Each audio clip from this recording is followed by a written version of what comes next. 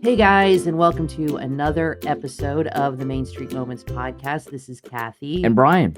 And on this episode, we are going to talk about Galaxy's Edge a little bit. Can't help it. And your last visit to the parks, you went last Saturday. You went to 3 parks in one day. I don't think you've ever done that. Yeah, I've done it. 3 parks in one day? Yeah, I've done it. Okay. Not right in a row, but yeah, I've done it. Well, I'll tell you, I was up at Hollywood Studios this week, and I was talking on the last show how I wasn't really too sure about going to Hollywood Studios because Galaxy's Edge, I can't get into it, and they're doing the cast member preview. Right. And if you watch our previous vlog, I talk about it a lot. Yeah, you just put a vlog up of your trip on Saturday. Yeah, so make sure you check that out. Yeah, so watch our last vlog, Main Street Moments on YouTube, if you're not on YouTube now, and you'll see me go to the entrance and everything. And I tell you though, I'm pretty excited about it. I was not that excited about Galaxy's Edge, as crazy as that sounds, until I was right outside the tunnel to get in, and I couldn't get in, and then I got kind of excited about it. So I'm looking forward to the opening day. Well, I think it's, we've had our issues with Galaxy's Edge, and I did post on Facebook that it's best to reserve judgment until you see it for yourself. Okay, so I'm going to try to do that. But you and I watched a few YouTube videos this week about Galaxy's Edge, and the 2 guys that were in them that were talking about it, they had some very interesting takes on it and why it might not be as big as a success as it could be. I'm not saying it's not successful, but I personally feel that it will not maintain the same level as like Toy Story Land. I think they need to add a 3rd ride. And I think once the Rise of the Resistance opens, now that ride is supposed to be amazing from what I've read, but it has a lot of different elements like the Hagrid ride, and the Hagrid ride breaks down a lot. And a lot of people wait in line and then they have to be turned away. And they have a lot of problems with that ride. So these more advanced rides are amazing, but they do break down a lot. It's not like having a simple roller coaster type thing. The biggest complaint about Galaxy's Edge is that there's nothing of the original trilogy there. It's at some place we've never heard of before. Millennium Falcon. And Chewbacca running around. But there's, a lot of things missing. And now this is a rumor that is circulating all over the YouTube world. And there's a YouTuber I watch, and he did a video the other day, and this guy's a very credible YouTuber. He follows pop culture, he follows science fiction, and he's a very credible person with information he comes out with. He's not just someone that comes up with bizarre theories about things. He has like legitimate sources. He has sources.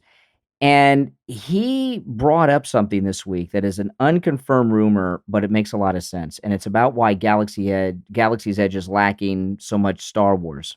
Right? From the first 6 films. Yeah. And what the rumor is, and I think this is probably true because there's a similar thing going on right now with Star Trek. They have these new Star Trek television series, and there's a similar thing going on with Star Trek. So it makes sense to me. This makes sense. Not the first time I've heard something like this. And what the rumor is about Star Wars and Disney and Galaxy's Edge in particular is that George Lucas didn't just sell everything to them, okay? He sold Lucasfilm, but now this is the rumor part. He has a 25% royalty on everything that he created or that was created under his reign. So the reason that they don't have Luke Skywalker, Han Solo, and everybody there is it has to be new characters after George Lucas, something new after George Lucas. Anything that is there from the George Lucas era of Lucasfilm, he gets a 25% royalty on. That's interesting. And that makes a lot of sense to me because Disney's not stupid. They're pretty smart. I mean, look at Toy Story Land. It's total perfection. Yeah. And it is pretty nice there. I mean, the theming is, I was really blown away insane when I saw it. And I love Toy Story, and I was really, wow. I'm still finding new things every time I go at Toy Story Land. Well done. So why would they be so perfect at Toy Story Land, like even the popsicle sticks for the benches and things like that? They have Andy's footprints. It's incredible. And be so off on Galaxy's Edge. There's no way. It's the same people. And so this rumor I heard about George Lucas having to pay him a royalty of 25% on everything of his creation makes sense to me. And the thing about Star Trek is Bad Robot, which is J.J. Abrams' production company, has a similar deal with Star Trek, with the new Star Trek So there's shows. a lot of these So it makes sense to me. There's a lot of issues with licensing and royalties. I think you're right that Yeah. come into play with Yeah. these lands. Yeah. But So the Disney should have made a better deal. right, but well, the Millennium Falcon is part of the episode 4 through 6, Was right? part You of have everything. well, wait, no, yeah. it wasn't part of the first the 3 prequels. Actually, there those. in one of the prequels, I think I don't remember which one. It's been so long since I've seen the prequels. Far away when they're landing at one of the spaceports, you can see the Millennium Falcon in the background. So that's kind of like an Easter egg Yeah. that they plant. But we were watching another video on YouTube about this, and this guy made a very good point, I thought. And I think yours is very valid too, as far as the royalties goes. It makes That could sense. have a lot It's to a do with rumor. it. It's a rumor, have a lot to do but with it it. makes sense. This other guy was talking about Galaxy's Edge. A lot of people are not happy about it because they are people that are our age, or I'd say 40 plus, that grew up with the original, even Emily's age. Emily's 20 and she grew up watching the episode 1 through 3, the Phantom Menace and all that. So I may be even a little younger, but true Star Wars enthusiasts, I think, really are upset because it's lacking in those original 6 films, right? The Lucas films, it's lacking in those as far as characters and ideas, and we all have opinions on that. So this guy made a good point. He said Galaxy's Edge doesn't really know who their audience is. That's right. He said it's not for kids because there's no kiddie rides. They serve alcohol. They have a whole bar. People going there just to go to the bar, apparently, because it's so amazing. And there's no kiddie rides. They have one ride right now. Then they're opening Rise of the Resistance, which looks amazing. But again, it's not like Aliens, Swirling Saucers, or even Slinky Dog is more like a kiddie ride, kind of, I think. So they're not really catering it to kids. So if they're catering it to adults, which seems so, they're not giving the adults what they want. They're not focusing on those first 6 films that we grew up with. And I think that's a valid point. So if this royalty rumor is true, and I think there's truth to it. I mean, a rumor, I wouldn't say it's 100% true, but I have a good feeling that a lot of it's true. And that's why even in the new movies for Star Wars, there's so little of the original, all right? And there's so much new.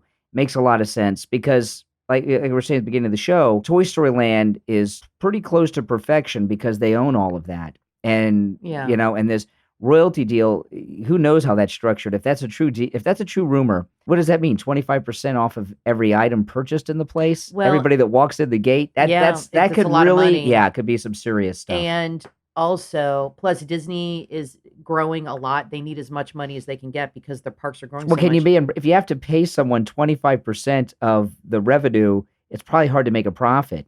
Well, yeah, and also with Toy Story Land, Disney owns that property. It's a Pixar film, and Toy Story Land is based really on the first 2 movies because it's about Andy, and it's Andy's backyard. Well, Disney owns it's really all that, based on the first film. When you think about it, because it has all the toys from the first film, it has, and they're in some of the other films, but it's based on Andy's backyard when Andy was like a kid from the first movie. That's how I see it. And I think that's what it's based on. But why isn't Galaxy's Edge based on I know they have the Millennium Falcon there, but other than that, and they have like a TIE fighter, they have the X-Wing, which is very cool. I can't wait to see those. Don't get me wrong. But I just feel like this guy said, since it's targeting adults, it seems right now, then why aren't they giving adults what they want and hearkening back those original movies? And I'll tell seems you, like such a miss for me. Disney, but I guess the royalty thing. I'm really going to reserve judgment on Galaxy's Edge until I'm there because it was pretty exciting just to be in the park and I couldn't get in. And knowing you, because you love science fiction, you'll be blown away. I think Disney made a big mistake with the whole opening of both Galaxy Edges, okay? And they did it much differently than they did for Toy Story Land. Toy Story Land had some cast member previews, but they have to do the cast member previews. It's a way to not just test the rides, but it's training the cast members that work in that land. Yeah, to get familiar with it. So they got to do that. Opening up both Galaxy Edges so far apart, what they've done is they've, to me, taken a lot of the surprise out of it because they're virtually identical. There's some differences, but they're virtually identical. They opened it up a few months earlier out in California, and we've all seen it. Well, I'm surprised. Like they're doing all these previews now. Do they have a Toy Story Land in California? No. They have a Cars Land. Yeah. So why not do Galaxy's Edge at one of the Disney worlds and do something else at the other? Like, That's why Star do Wars both? related. Yeah, or not even. Why, they have different Probably, you things know at why? Disneyland and they Because have different things at Disney World. I'm guessing that a lot of the stuff was made in the same place, like the same molds and everything that they built, everything. It's probably saves a lot of money doing pretty much carbon copies of the same thing. No, that's not what I mean though. It Like, was a budget thing. no, they maybe, but they didn't do that before. Okay, when you go to Disney World, there's different foods in different Yeah. places. If they had the same food, you wouldn't Yeah. have a need to go somewhere else. People go out of their way just for a cupcake. Yeah, Okay, sure. they will go to a hotel. They will go to Hollywood Studios if there's a new cupcake. I Yeah. got to try that cupcake. Yeah. That's how people are. It's the same thing with Disney World. People go to Disneyland because they have a Cars Land. I want to see Cars Land. I Yeah. love Cars. It's one of my favorite movies. They have things there that you don't have here. Okay. And vice versa. There's no Toy Story Land out there, but they have it here. So what I would have done is I would have done Galaxy's Edge in Orlando because I think that's going to do better. It's going to have a bigger crowd and more tourists go there. And then I would have taken the land they have available in Anaheim and I would have done something completely different. Just something, a totally new land, something totally different to give people a reason to go there. Anyway, that's just my thoughts. Yeah, I agree with you. Or why have both the same thing exactly the same?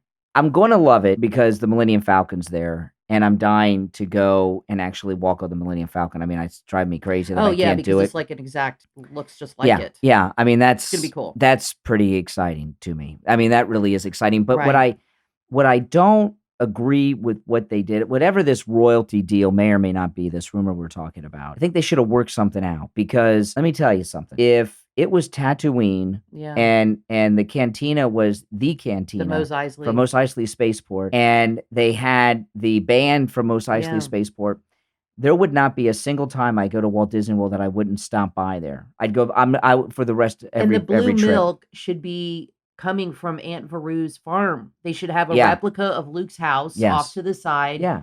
and his water Yeah. farm, and you go there to get your Yeah. blue milk. It That should- to yeah. me, and then you should have And- Luke's land speeder in front of Mos And Eisley parked there. we saw an interview with one of the Imagineers when the Anaheim Galaxy's Edge was opening, and he talked about why it's a new place that no one's heard of. And his reasoning was not, the Disney Imagineers are pretty clever, and Oh, and very they've got clever. stories behind everything. Yes. Every lamppost has a story behind it, and they're usually very clever stories, but this was weak.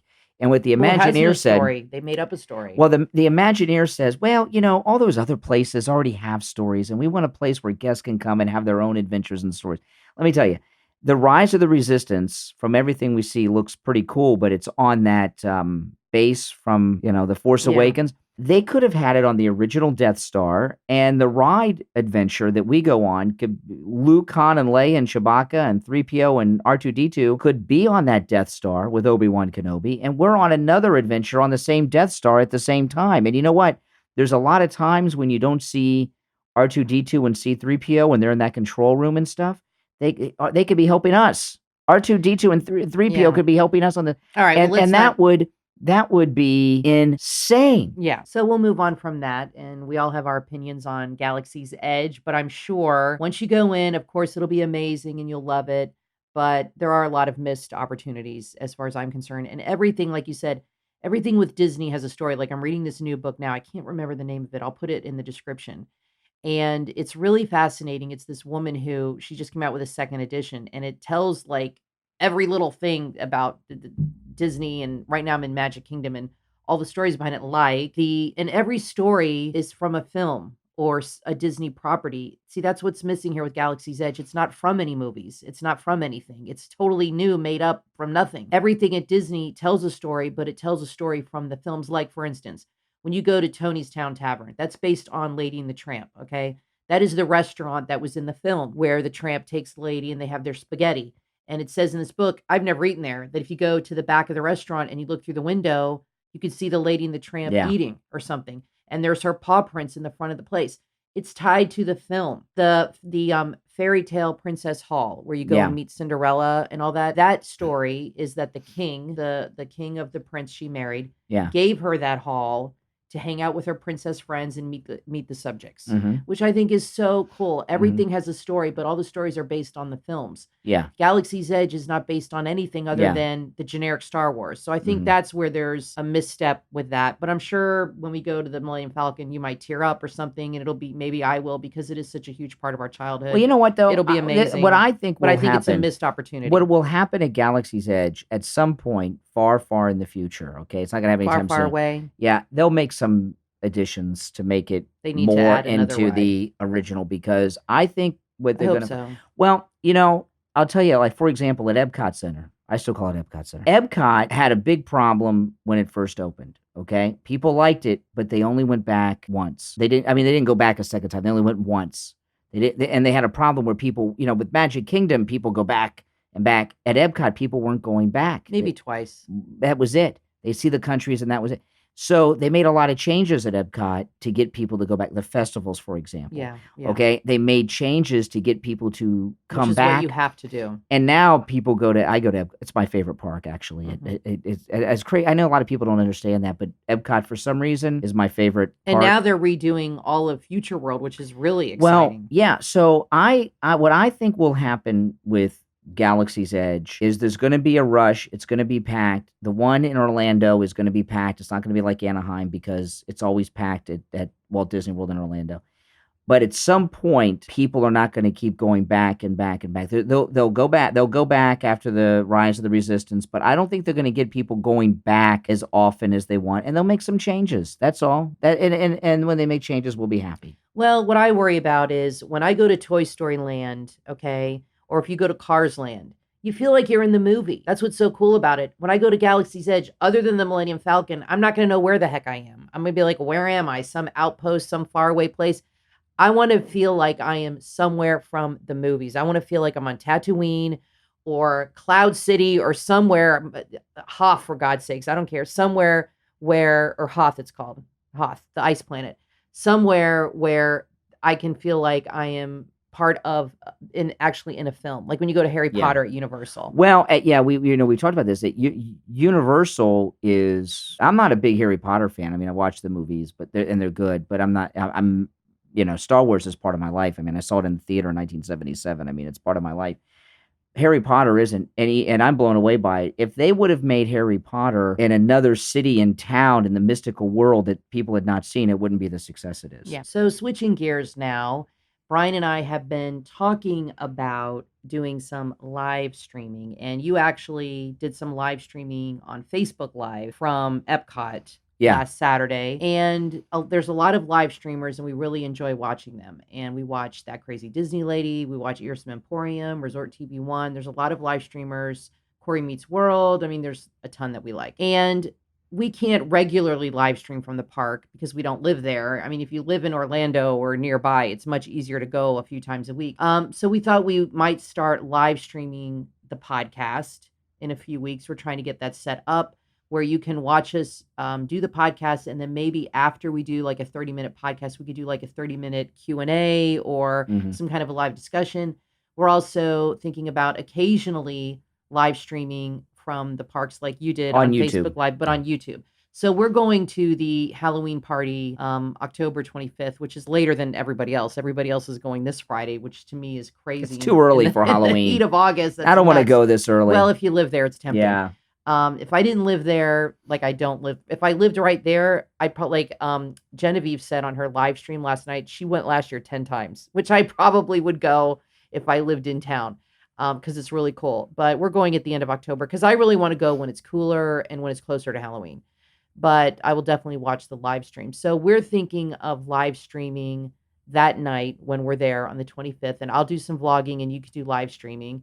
So occasionally Brian and I will live stream. We're going to maybe do live streaming from home. So that's something we've been looking into because a lot of people do that now. A lot of people just sit in their home in their little studio and they have Disney discussions. Yeah.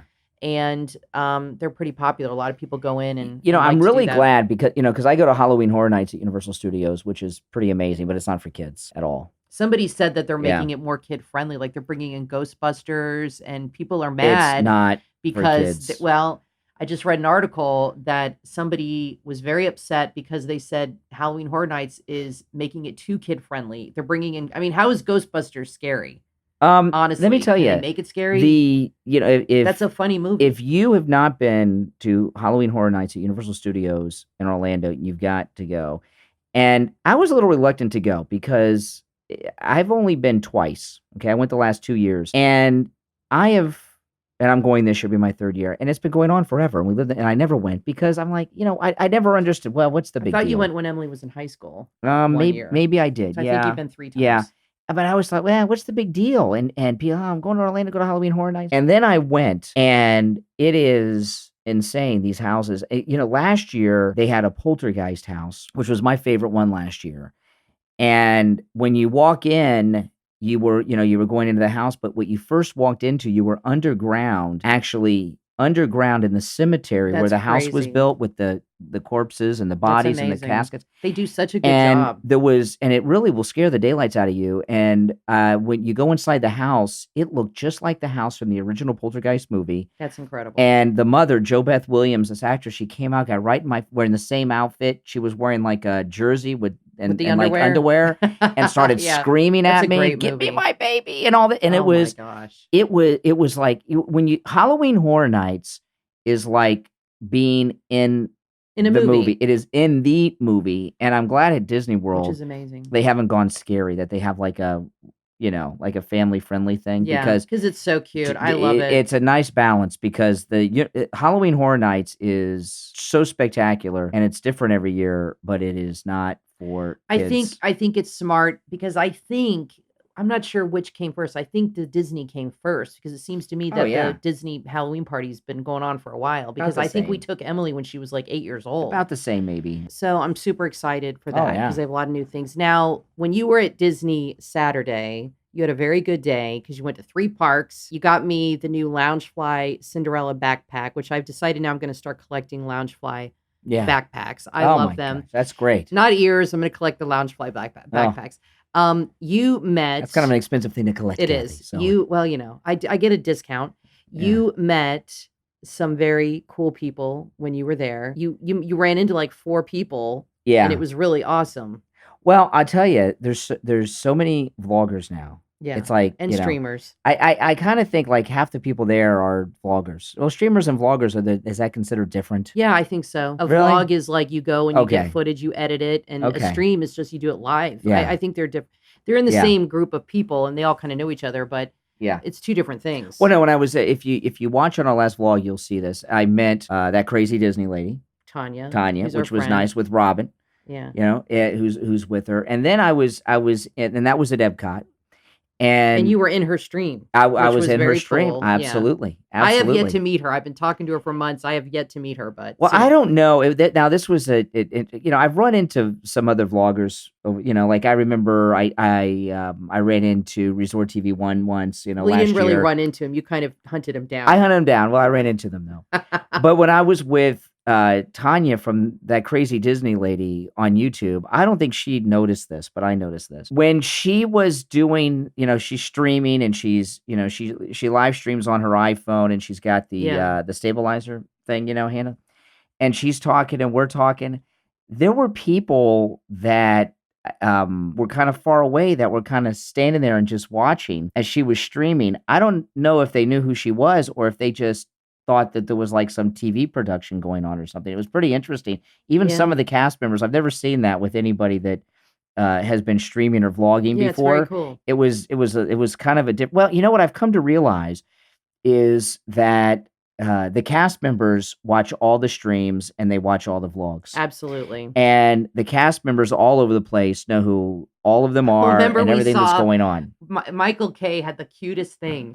He had a video a couple weeks ago, and he was going into one of the parks, and his brother Dave was filming from the passenger seat, and they went through the parking lot, and the parking attendant freaked out when she saw, oh my God, it's you. She went nuts. Yeah. And he was just laughing. He thought that was just adorable. Yeah. So I think the cast members really work there, and the students who are there, because they really love Disney. And I do think they watch a lot of the vloggers. You know, and that kind of they seem to surprises know who me. they all That are. kind of surprises me because the cast members, they're at the parks all day, and going home and watching vlogs and everything, isn't it Yeah. kind of like being at work? You know Well, what I mean? it's Disney, They love it's it. different. They I know. I love used it. to work at the mall, and I did not want to go to the mall on the weekends when I was No, working at the mall in but high school. they love it. And so I met that crazy Disney lady, and then I was in the parking lot at Epcot walking to the car, and I ran into Michael K with his brother Dave K. Yeah.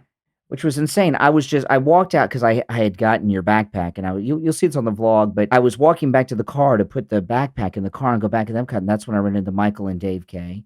And, I've met quite a few vloggers now. You met Josh from WDW Couple. And him at Epcot a few weeks ago. And with Josh from WD, because sometimes, I don't want to get too crazy, and sound too, Fanboyish. Like Josh from the WDW Couple. Okay. I was in the car. I just parked at Epcot, and I was in the car getting all my stuff together. And he walked by. He walked by me in front of the car, and I couldn't jump out right then because I had to get all my stuff. And Josh from WDW, he was by himself. He wasn't with his wife. He wasn't with Taylor. No, and he was walking so fast. He was speed walking, into the park because I guess there was something he was trying to get. Maybe he was on a time crunch.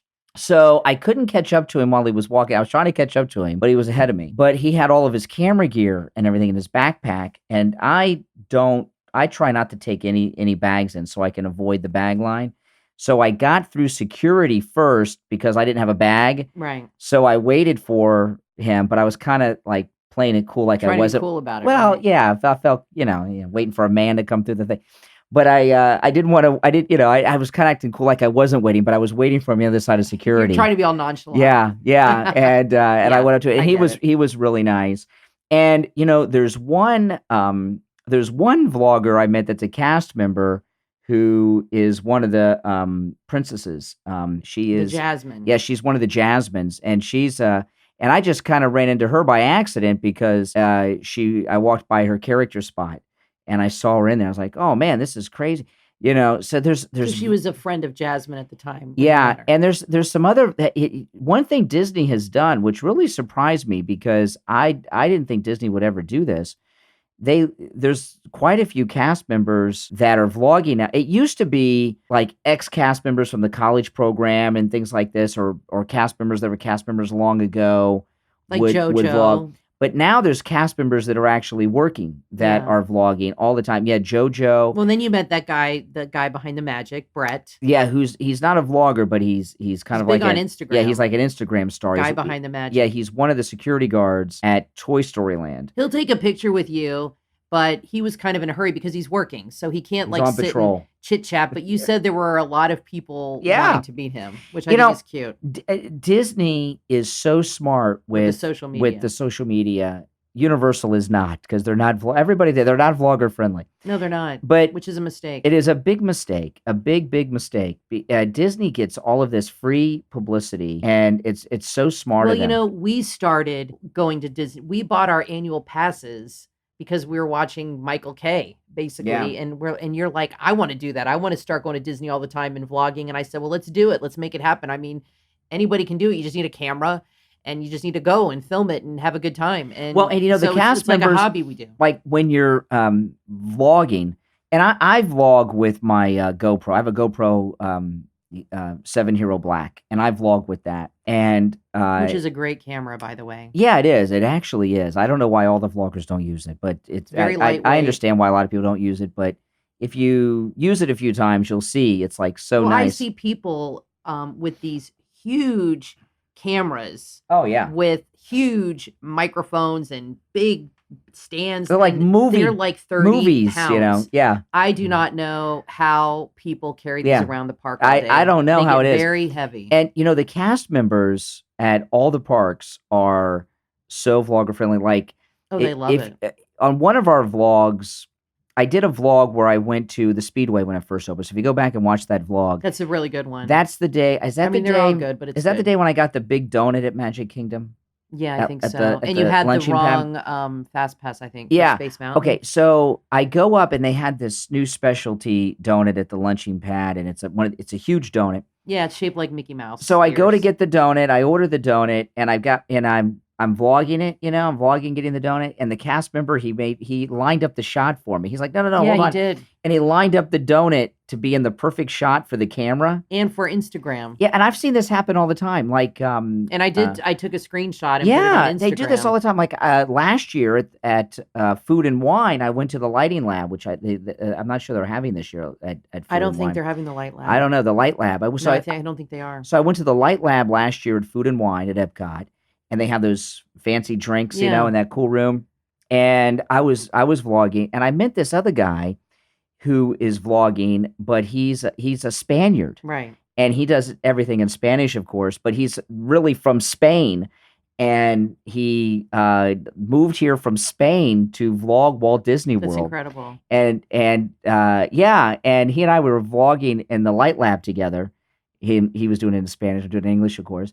And we go up to get the drink that they had, the specialty drink they had, and the cast members, they waited to pour. They were like waiting for Yeah, the for you to be filming. yeah, they help you get things in Well, frame and it's everything really else. it's really smart because, like I said, we started vlogging and we bought annual passes because of all these vloggers we're watching. Mainly, like, we had the first ones we started watching were Michael K, Justin Scard, Adam the Woo, Tim Tracker, and then we started watching other ones.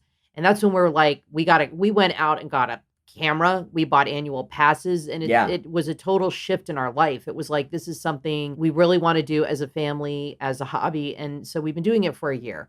And so anytime, they're really smart because, like, say you post that donut on Instagram. Okay. I only have a few hundred people on Instagram now, but say somebody who has 10,000 followers on Instagram posts a new cupcake or a donut or a drink or something, or pictures from an event. A family's going to see that and be like, man, I want to try this myself. I want to go to this. So it's very smart because it is bringing people to the parks. It is getting people excited about all the new things, everything that's happening. And I think it's really smart. And I agree with you. I think Universal's really missing the boat on this one. And I don't know what they're thinking Yeah, is. it's free commercials for Disney. I mean, like Free like publicity. a lot of every time a vlogger goes and has a meal, whether it's like quick service or a restaurant, it's like a commercial for that restaurant. Yeah, and people will go Yeah. and now it can work to the detriment too, because if somebody doesn't like something, it could deter people from going, like a restaurant or something. So they need to, if they're gonna, allow all these things on social media. But I think 90% of the time it works to their Oh, yeah, advantage. absolutely. Like, I've never been to Splitsville, right? But Tanya and Robin go there all the time, and they get this like brownie dessert that looks amazing. And Tanya talks about like the sushi's incredible and the food's really good there. So I want to go there. Normally, I would never Yeah. go to Splitsville. I don't bowl. I would never go. But now I'm thinking, well, next time we go, let's check it out and go have a meal Absolutely. because the food. Anyway, so thanks so much for watching, for listening, for following us. And we truly, truly appreciate it. And also, we have a Patreon set up now, patreon.com/Main Street Moments. If you want to support the show, we totally appreciate it. Everything would go back into the channel. We just started that. We just thank you so much for your support for our new listeners and people that are new to the channel, watching our vlogs and everything. It's really a lot of fun for us to do. And if nobody was watching, I don't know, would we still do it? I mean, we would like to do it. It's fun. But we do appreciate you guys. It is fun, but it does help when there's people interested It helps. too. It does help because, that does help. So thanks so much, guys, and we'll see you at the parks.